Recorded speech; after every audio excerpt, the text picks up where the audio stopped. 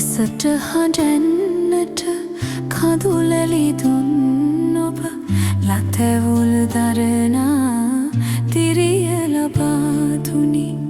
ඒ දිරියෙන් ලොව ජය ලබනා විට මා සිප ගන්නට ඔබ මා ළඟ නැත.